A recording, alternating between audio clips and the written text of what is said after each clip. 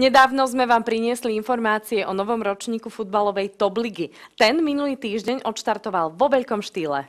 Amatérska futbalová Top liga vstúpila do svojho oficiálneho prvého ročníka. Zatiaľ čo ten 0. ročník hralo iba 12 tímov v rámci jednej ligovej úrovne, teraz záujemcov výrazne pribudlo. Prihlásilo sa nakoniec 32 tímov. Štruktúra bude prvá liga, jedna prvá liga a 3 druhé ligy. Po 8 tímov. Veľkou prednosťou Top ligy je, že zápasy sa nehrajú cez víkend, ale večer počas týždňa. Mnohí hráči to berú ako relax po práci s malou dávkou súťaživosti. V pondelok sa hrajú hneď 2 ligy na 2 ihriskách od 6. do 10. V útorok sa hrá prvá liga, tam to záleží, ale bude to medzi 7. až 10. A potom je štvrtok jedna druhá liga, ktorá sa bude hrať takisto niekedy medzi 7. až 10. večera. Otvorenie ligy bolo malou slávnosťou. Zúčastnili sa ho osobnosti ako Szilárd Németh, Juraj Venglos či absolventka prestížnej školy FIFA v oblasti štúdia športového manažmentu Helena Bašistová.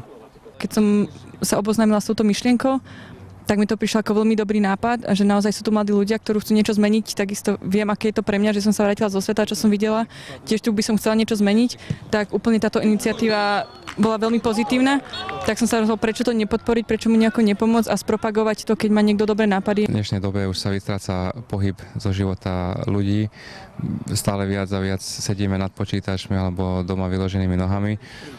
A myslím si, že to je super nápad, že každý týždeň, že sa tu stretnú mladí ľudia a že si zahrajú z chuti futbal. Súčasťou otvorenia bola aj súťaž presnosti streľby na bránu. Král strelcov 0. ročníka Top ligy Martin Čuchran vyzval Siliho Németha. Po remíze nasledoval rozstrel, v ktorom bol úspešnejší top ligista. Bolo to šťastie a Sili bol kvalitný supera. Som rád, že som aspoň takto mal šancu zdolať. Szilárd Németh a Juraj Venglos sa zároveň stali ambasadormi Top ligy. Obzvlášť druhý menovaný bol myšlienkou tejto súťaže mimoriadne nadšený. Chcel by som vlastne odkázať týmto hráčom a vlastne účastníkom tejto ligy, že si to naozaj oceňujem ich, že vlastne takto treba voľný čas a s takým zanietením hrajú.